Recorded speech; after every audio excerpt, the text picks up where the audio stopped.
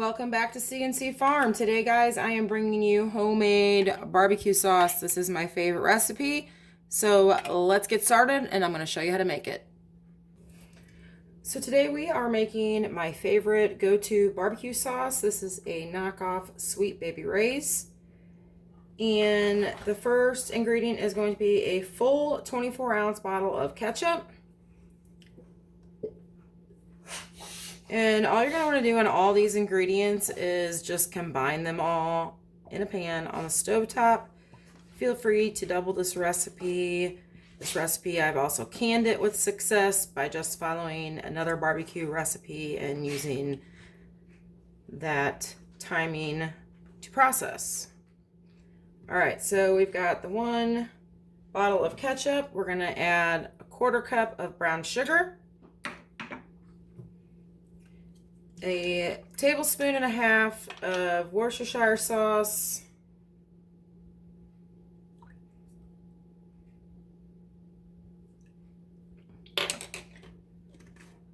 and then a tablespoon of Dijon mustard. Ooh, that just got all over my hand. Let me rinse that real quick.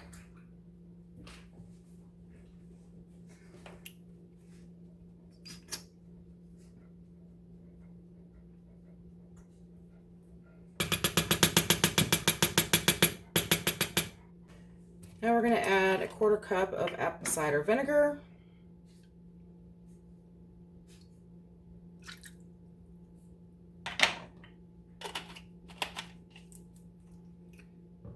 Two teaspoons of onion powder.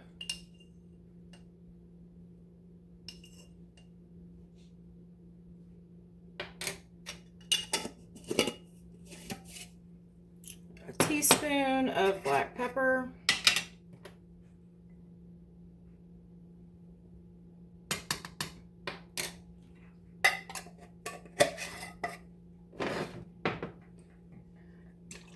And the recipe calls for a teaspoon of liquid smoke. I prefer to add about 1.5 teaspoons to this recipe, but again, that's just personal preference. And 2 teaspoons of paprika. Now, I kitchen fail on this one because I had no idea, totally forgot that that's all I had left was maybe 1/8 teaspoon. So this could probably alter the recipe a little bit, the flavor. We're going to see this time because I need to use this tonight on some barbecued pork steaks I'm going to be grilling. I think I might add just another dash of liquid smoke just to kind of make up for that smoky flavor because it was smoked paprika.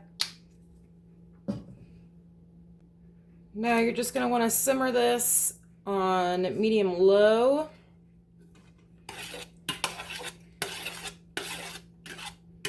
I usually let it get to where it just starts to bubble and then I'll turn it down. You might need to increase the heat a little bit depending on your stovetop. And then you are ready to use. Let it simmer for, once it comes to a bubble, not boil, just a little slight bubble. Then reduce the heat and let it simmer, I'd say, for about 10-15 minutes, and then you guys should be ready to use this. I will put the link to the recipe that I tried to follow, ideally, in the description below.